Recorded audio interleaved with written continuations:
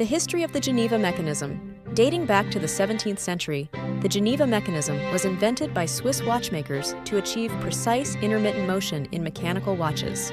The name Geneva is derived from the city where this mechanism was first developed, highlighting its Swiss origins and precision engineering heritage. How does the Geneva mechanism work? The Geneva mechanism consists of a driving wheel with a pin and a rotating driven wheel with slots.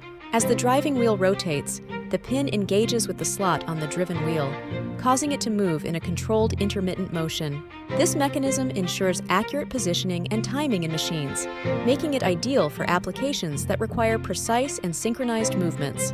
The Geneva mechanism is commonly used in indexing mechanisms, such as in printing presses, where it controls the rotation of plates for precise printing. It is also found in packaging machines, carousel systems, and even in automated production lines to ensure smooth and synchronized operation. As we've seen, the Geneva mechanism is a versatile and essential component in the world of mechanical engineering. Next time you come across a device with precise intermittent motion, take a moment to appreciate the intricate work of the Geneva mechanism behind the scenes. Thank you for watching, and don't forget to like, share, and subscribe for more intriguing content.